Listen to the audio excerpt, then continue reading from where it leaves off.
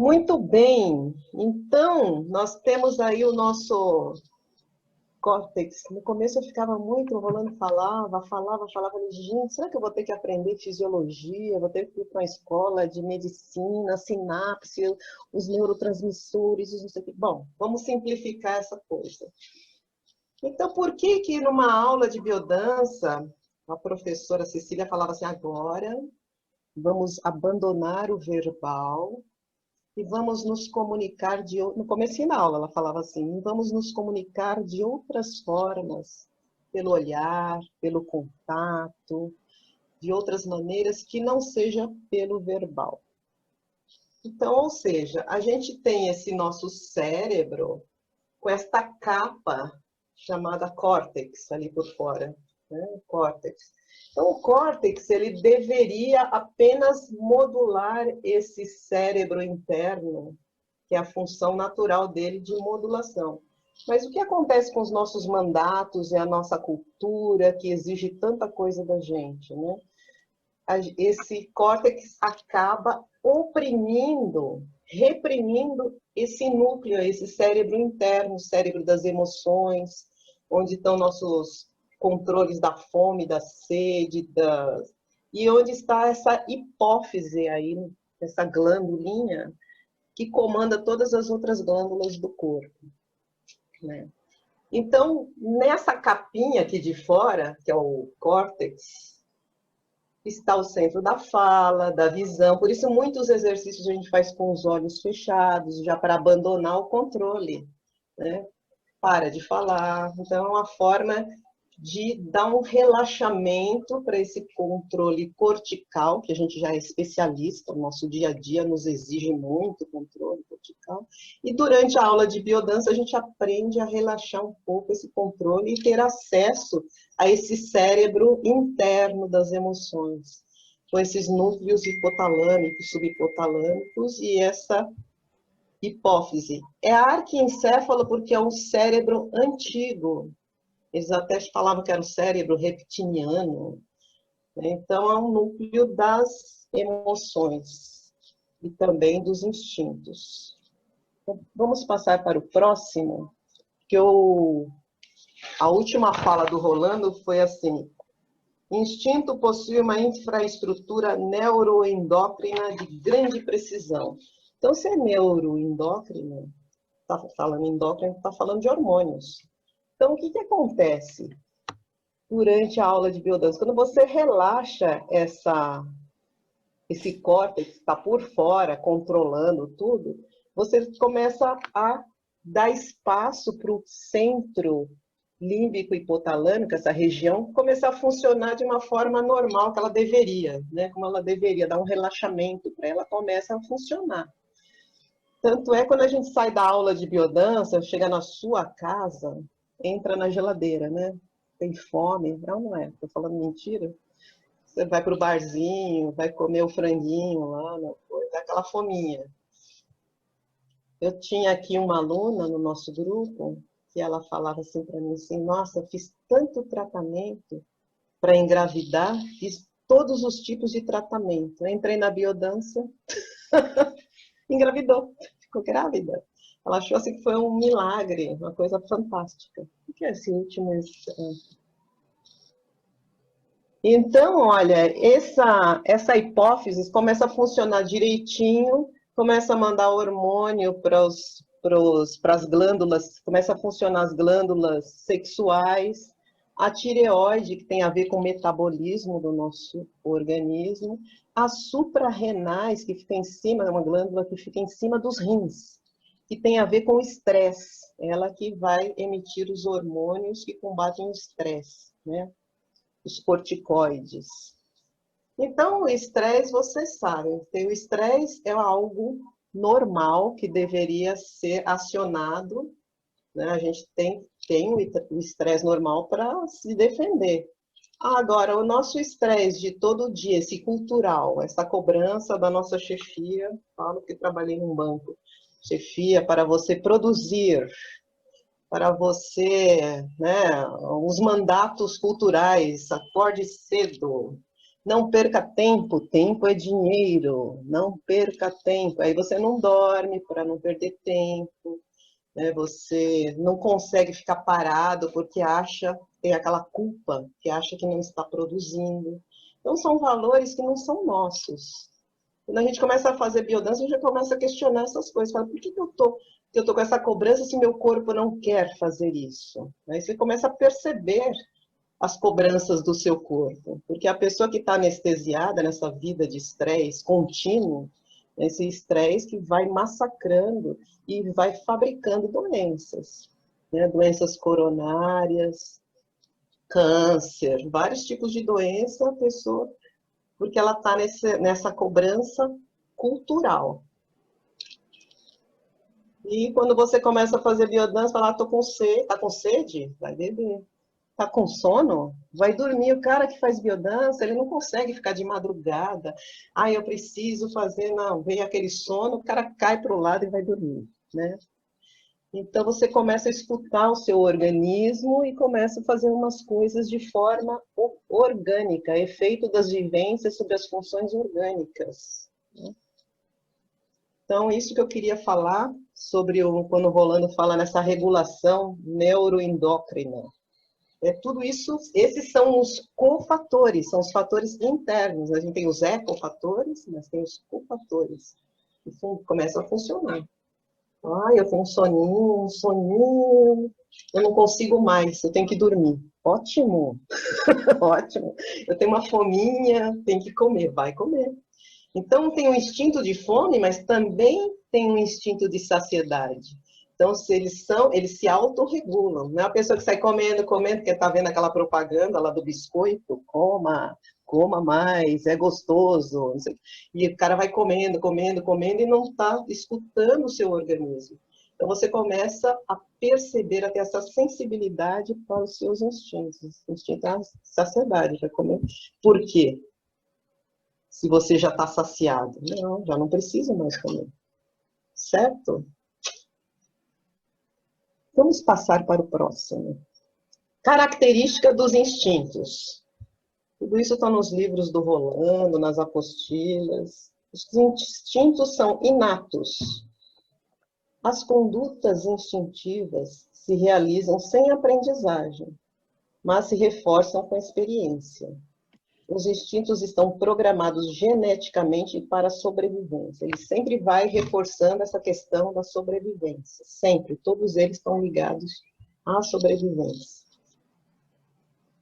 Invariáveis. Possuem pautas fixas e são executados sempre na mesma forma e sequência.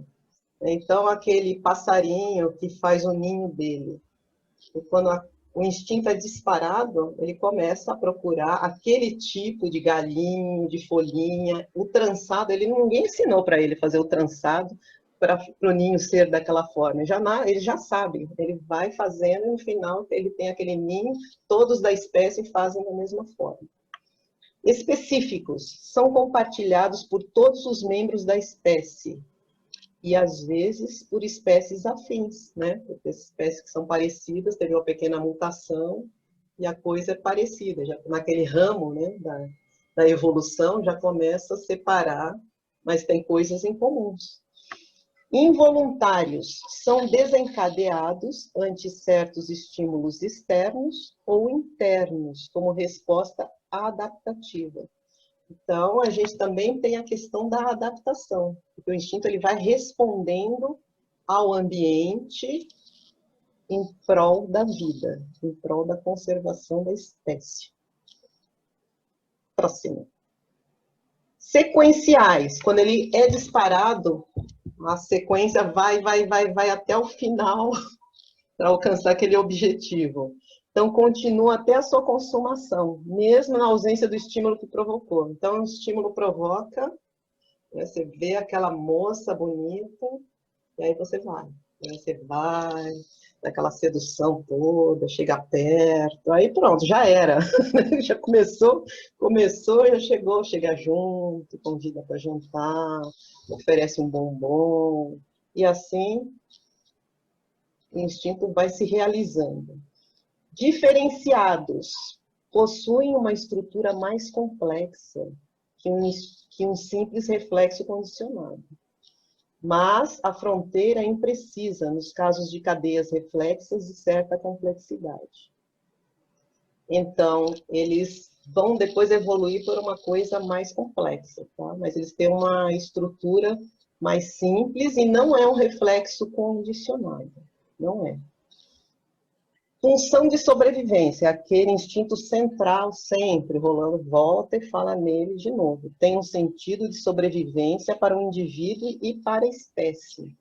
Todos os instintos se organizam em torno ao de conservação da vida. Ele bate na mesma tecla que você, né, a biodança é a dança da vida. Então, a gente vai trabalhar esses instintos que estão lá bloqueados, estão lá meio abafadinhos, então, para conseguir essa sabedoria ancestral, né? Por quê? Porque a gente vai reprimir se temos uma sabedoria ancestral lá disponível, isso que a gente faz no Minotauro.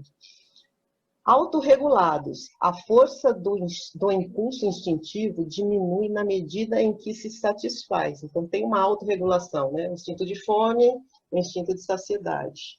Então, aquela coisa, né? Chegou a saciedade. A autorregulação dos instintos tem base orgânica. Por esta razão, não existe perigo na liberação dos instintos. Ah, tinha uma discussão naquela época. Ah, será que não é perigoso a gente trabalhar essa coisa de instinto? A gente não vai virar um animal, não vai sair por aí matando a mãe? Não. Não, tem uma autorregulação. Você pode ver nos animais, né? O cachorro, quando ele briga com outro cachorro... talvez tenha que ser internada. Quem? Quem? Não, desculpa.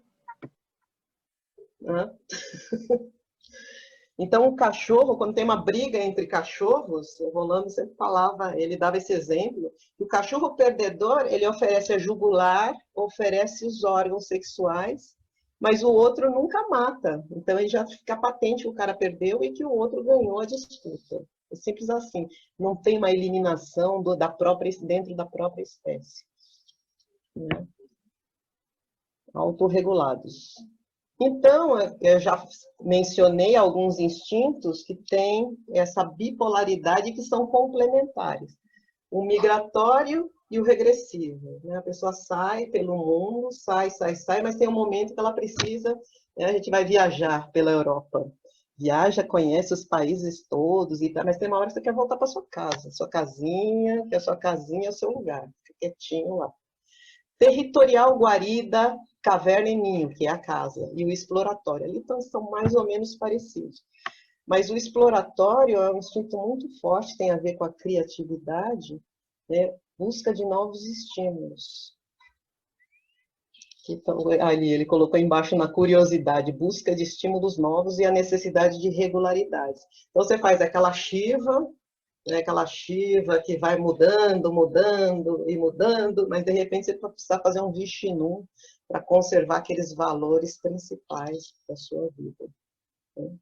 Sedução e exibição e ocultamento e mimetismo. Tem hora que você precisa aparecer, tem hora que você precisa ficar lá bem quietinho, não estou nem aqui. Fome e saciedade, que eu já falei bastante sobre ele. Luta e fuga. Luta e fuga, a gente trabalha muito isso na biodança, né? Inclusive, o Rolando fala muito no feedback. Aprender a dar o feedback para a pessoa. Uma informação com a mesma força, igual e contrária. A gente faz muita dança de oposição, dança yang. E aqui, no caso, luta e fuga, tem alguns exercícios, mas tem um clássico, que é o tigre, né? Com o tigre, a gente vai trabalhar o enfrentamento, sem agressão, né? Você só vai se posicionar, se expressar, e também vai fugir. Então, é muito interessante quando você é professor, digamos, nos minotauros também, quando a gente trabalha, a pessoa que vai sempre para frente, né? Vai agredir. Então, ela vai, atropela o outro. O outro vai andando para trás, não tem sempre. Então, está faltando um instinto de fuga. O instinto de fuga é muito importante, né? A gente tem um valor cultural que diz assim que é ruim fugir, você vai ser um covarde. É muito usado isso na guerra com soldados, aquela lavagem cerebral, né? Você vai defender a sua pátria e o cara não pode fugir. O cara, se o cara foge, ele fica lá lascado como desertor, né? E, no entanto, Rolando falava, esses são os meus heróis, porque o cara soube preservar a própria vida, ele escutou o instinto de sobrevivência dele e sobreviveu. Rolando mesmo falava, eu sou um bom animal, eu senti o cheiro de sangue quando Pinochet começou a matar as pessoas. Avisei para os meus amigos da universidade, vamos fugir, eu tenho meios para fugir, tenho um avião. Aí os professores lá da Universidade do Chile falaram assim, não, agora é a hora de lutar. Então ficaram para lutar e morreram, né? Foram torturados, alguns tiraram os olhos, Rolando ele mencionava isso nas aulas dele. E ele falou, e eu, como um bom animal, eu fugi, senti o cheiro de sangue e fugi, foi para a Argentina. Né? E como ele fugiu, graças a Deus, nós temos a biodança hoje bem desenvolvida, ele foi um bom animal. Instinto de sobrevivência, a vida em primeiro lugar. Né? Luta e fuga. E luta e fuga tem a ver também com ambientes tóxicos. Se você luta e não consegue mudar aquele ambiente, você tem que fugir, senão você vai morrer, vai ficar doente. Entendeu? Tem que perceber isso. Muito importante esse instinto. Gregário e isolamento. Gregário, aqueles montinhos, uma vez a gente foi comer, se encontrou um grupo de biodança lá na Domingos de Moraes, a gente ia comer uma pizza. Tava o Wilson também. Aí, de repente, aquele povo foi juntando, juntando, e ficou aquela rodinha bem abraçadinha na beira da calçada. Todo mundo passava e ficava olhando como se fôssemos uns ETs. Aquele grupinho ali, bem abraçadinho, né? O povo de biodança não pode se encontrar que já quer abraçar. A Daniela falou que lá em Portugal, quando eles abriram para grupos de 10 pessoas, eles resolveram fazer uma biodança na praça aberta. Todo mundo assinou um papel, né, para que ia manter o distanciamento, máscara, e que eles iam fazer exercícios individuais. Ela imagina, quando o pessoal chegou lá, começaram a se abraçar, abraçar, abraçar, eu botei a mão na cabeça, não sei o que. Então foi uma única aula, acabou, né? Porque não dá, a gente não consegue. Né? Então, esse é o gregário e de isolamento, quando a gente necessita ficar quietinho no nosso cantinho. Né? Eu já não estou para ninguém. Repouso e atividade. Isso no nosso dia a dia é patente, né? Nossa atividade diária e o nosso sono de repouso à noite para carregar as baterias de novo, para fazer toda a renovação orgânica. O organismo sabe muito bem disso. Próximo. Então, naquele nosso modelo teórico lá, eu falei das protovivências, que eram as primeiras vivências que a criança tem. Então, na protovivência, na linha da vitalidade, é o movimento. Lembra que eu falei do neném embrulhadinho, que nem um charuto? Não? E, além dos mandatos que a gente recebe, né? Não se mexa, fica quieto, aquelas coisas, lembra muito bem. Não basta o amor, é necessário também o movimento. O desenvolvimento do impulso vital se produz quando os pais permitem à criança seus movimentos espontâneos, suas brincadeiras, jogos e sua autonomia. Protovivência de sexualidade é o contato, gente. Então, contato é muito necessário. Nós estamos nessa época de pandemia privados, essa nossa linha da sexualidade está bem debilitada, com referência ao nosso trabalho da biodança, que a gente trabalha muito contato. Se a criança é acariciada, é assegurada uma sexualidade normal. Para que essa se desenvolva, os pais devem compreender que as crianças têm sexualidade e necessitam contato, beijos e carícias. Muitos abraços, peguem seus filhos, seus netos, abracem, beijem bastante, muito. Protovivência de criatividade. É a expressão. Rolando sempre falava assim, falou em criatividade, expressão, a palavra associada à expressão. E a curiosidade. A criança começa a fazer ruídos, pequenos murmúrios, gritos onomatopeicos, em que se manifesta uma protolinguagem. A mãe, se é atenta, começa a entender o que ela quer expressar.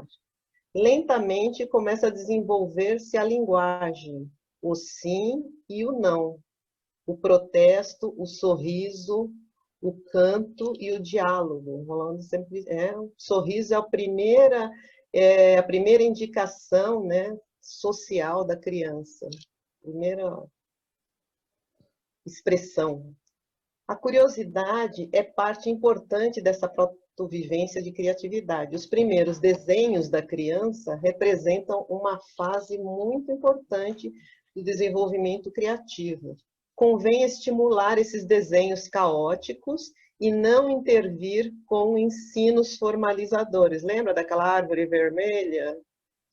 Se uma criança aprende nos primeiros tempos a desenvolver sua expressividade e não é submetido à imobilidade, desenvolve a criatividade. Então, muito importante também estimular nas nossas crianças essa expressão, essa criatividade. Gente, é com o fator positivo, qualificar, qualificar e qualificar. Protovivência de afetividade à nutrição. A criança bem amamentada sente o ato de nutrição como amor, recebe continente segurança, se é abandonada, experimenta uma série de transtornos. Spitz descreveu a depressão anaclítica. O Rolando sempre contava essa história do René Spitz, o livro Primeiro Ano de Vida.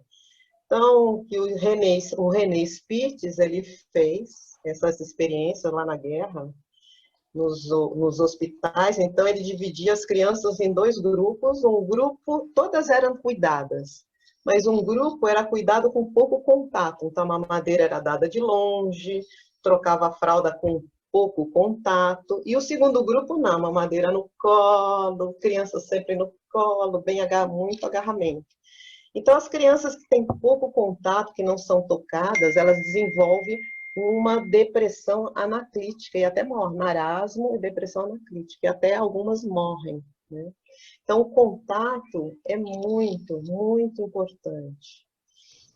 Sintomas que aparecem, embora tenham higiene, alimentação e vacinas. As sensações iniciais de ter continente afetivo dão à criança segurança em si mesma. Vendo que por isso que a linha da afetividade é uma das mais, está em quarto lugar, mais difícil. Protovivência de transcendência é a harmonia do ambiente. Também o Rolando falava, uma criança que teve um ambiente harmônico, bem tranquilo, essa criança vai ser o adulto que vai ter mais facilidade a ter acesso ao êxtase e ao êxtase e à transcendência. Então, você vê lá atrás, né? O cara tá lá naquela bagunça, no pagode, né? Cria pais brigando, gritaria dentro de casa, é problema. A criança não deve ser maltratada. Certas pessoas os põem nervosos, tiram-lhe a sua tranquilidade. As crianças devem crescer em um ambiente harmonioso e em contato com a natureza é bastante importante, esse contato com a natureza. Levar a criança para passear no parque, mostrar os patinhos, né, e mostrando as árvores, as coisas da natureza é muito importante. Então, tem a protovivência, movimento, e a linha, vitalidade. Carícias na sexualidade. Expressão, curiosidade, criatividade. Nutrição e segurança, afetividade. Harmonia, transcendência. Então, a gente que é professor de biodança sabe muito bem como ter essas coisas na cabeça e o que tem que ser trabalhado. Próximo. Aqui é bem bonitinho. Vivência, os efeitos comportamentais e a experiência. Na linha da vitalidade, olha os efeitos comportamentais. Atividade, jogo. Jogo é brincadeira também, né? Luta e fuga. Experiência de plenitude. Na linha da sexualidade, carícias e busca. Então, o comportamento, a pessoa já começa a buscar isso, carícias e busca pelo prazer. Aqui, o Rolando, ele falava sempre assim, olha, vocês devem cultivar os pequenos prazeres do cotidiano. Então, quando sentia, você está num banho, é um exemplo que eu sempre dou, você está num banho, você pode tomar aquele banho de 5 minutos, com a cabeça lá, preciso ir para o banco, vou para o metrô, não sei o que, e tomar aquele banho. Você pode tomar o mesmo banho de 5 minutos, sentindo a temperatura da água, a textura do sabonete, né, acariciando o seu corpo. É o mesmo banho, só que um é com tortura e o outro é com prazer. Então, cultivar esses prazeres. Você está comendo uma manga, sentir o cheiro da manga, a textura, sabor, o perfume, é outra coisa, é outra vivência. Então, a experiência é de voluptuosidade e difusão orgásmica. Então, você está comendo aquela manga, olha que eu estou falando na linha da sexualidade, hein? Estou falando da manga. Está comendo aquela manga, ser a manga, né? Sentir se lambuzar com aquela manga toda, você é a manga é você, é uma fusão. Então, uma experiência de prazer. Criatividade, expressão da emoção, busca de estímulos novos, inovação existencial, experiência de criação artística ou científica. Eu só começa a criar coisas mesmo. Eu posso. Afetividade, dar continente, ação altruísta, ação social, autodoação eucarística e amizade. E na transcendência, a busca de harmonia. É o gozo, aqui que eu falei, o gozo supremo, o êxtase e a iluminação. Assim. Então, gente, olha, a gente agora está em época de pandemia, não dá para fazer isso. Mas a estimulação ou a inibição das linhas do potencial genético durante o encontro. Então, numa aula de biodança, cada pessoa é um modelo teórico, aquele modelo teórico com essas linhas, olha aqui, ó, sua filogenia, o seu potencial genético aí embaixo e as suas linhas de vivência. Então, um encontro de duas pessoas pode potencializar uma a linha da outra, ou pode bloquear, depende, né? Mas numa aula de biodança, você tem muitas pessoas, você vai encontrar várias, aqui são 3 se encontrando. Então, olha a potência, o que você encontra dentro de uma aula, né? Uma carga muito grande de ecofatores. Né? O Rolando, tem um vídeo que o Rolando fez lá na escola da Holanda. Então, ele fala, tem gente que espera até o seu aniversário para ganhar uns abraços de felicitações. Outros esperam até o Natal para receber também aqueles abraços de Feliz Natal. Ele fala assim, numa aula de biodança, você tem uma chuva de abraços, toda aula, toda semana, a gente fazia 2, 3 vezes por semana. Então, você é assim, bombardeado por esses ecofatores, né, que vão ajudar na expressão do seu potencial, que vão ajudar a desbloquear esses canais de expressão, dessas linhas de vivência. Então, por isso, o ser humano é um dos fatores mais importantes dentro do sistema biodança, que tem a questão do contato, que lá na linha da sexualidade é necessário. E tem essa questão dos encontros mesmo, né, de todas as linhas se potencializando. Próximo. Agora chegamos nos nossos animais. Como que a biodança, uma das abordagens do Rolando Toro, é trabalhar os 4 animais para estimular os instintos, né? Bem focalizando, colocando foco nos instintos. Esse texto eu peguei do livro do professor Francisco Trotti Filho, aí do Rio de Janeiro, Fundamentos Básicos em Biodança. É muito antigo esse livro, eu tive até que mudar a biodança por biodançar. Né? Mas esse mesmo texto a gente encontra numa apostila do Rolando sobre dança. Apostila do Rolando, igualzinho, mesmo texto. Em biodança se realizam 4 danças de animais que representam estruturas psicomotoras. Essas danças evocam potencialidades instintivo-motoras que, de acordo com a experiência de Rolando Toro, têm um extraordinário efeito vitalizador.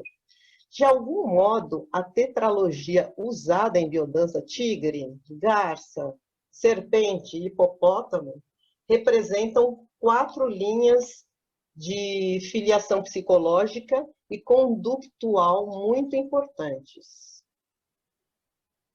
Os povos necessitam de um concurso ancestral da misteriosa serpente do paraíso.